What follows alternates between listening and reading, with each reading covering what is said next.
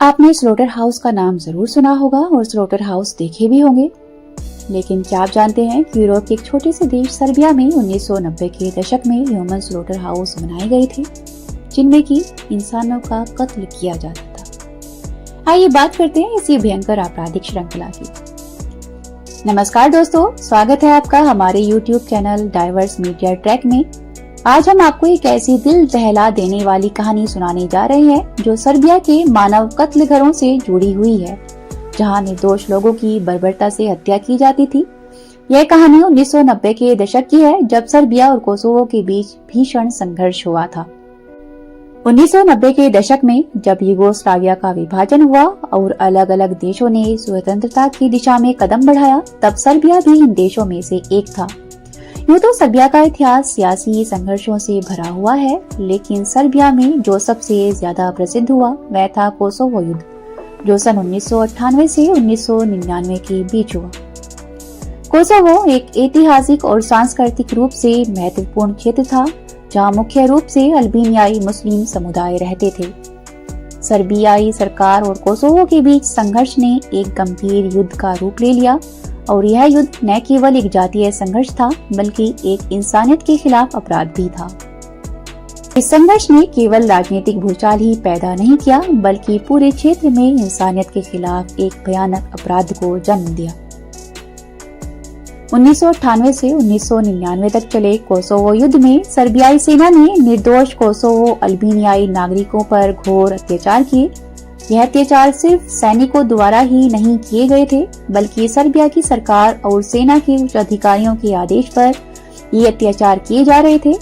निरपराध पुरुषों, महिलाओं, यहाँ तक कि बच्चों को किडनैप किया जा रहा था और बेरहमी से उनको कत्ल किया जा रहा था।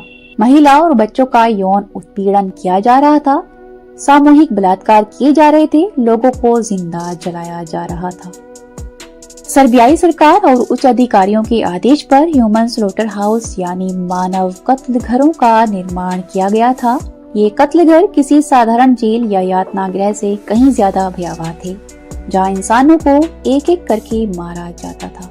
सर्बियाई सेना और सुरक्षा बलों ने कोसोवो में लाखों निर्दोष अल्बेनियाई लोगों को पकड़कर उन्हें इन कत्ल घरों में भेज दिया। इन लोगों में महिलाएं, बच्चे, बूढ़े और जवान सभी शामिल थे।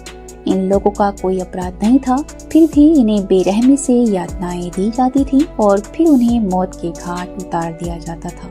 मानव कत्ल घरों में इन लोगों को एक दूसरे से अलग किया जाता था और पहले उन्हें मानसिक रूप से तोड़ने के लिए डराया धमकाया जाता था। सैनिकों द्वारा उन्हें अत्याचारों से गुजारने के बाद उन्हें गोलियों से भून दिया जाता था या फिर उन्हें जिंदा जला दिया जाता था।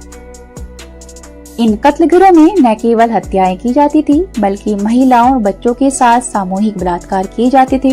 बच्चों को शारीरिक और मानसिक यातनाएं दी जाती थी और फिर उन्हें मौत के घाट उतार दिया जाता था। उसके बाद इन लोगों के शवों को सर्बिया के विभिन्न हिस्सों में ले जाकर दफना दिया जाता था या फिर जला दिया जाता था। इन कत्ल घरों में होने वाले अत्याचारों का वर्णन करना भी बहुत मुश्किल है, क्योंकि यह घटनाएं इंसानियत को शर्मसार करने वाली थी। सर्बियाई सेना ने इन कत्ल घरों को एक व्यवस्थित तरीके से चलाया था, जहां हर कदम पर किसी न किसी निर्दोष की हत्या होती थी।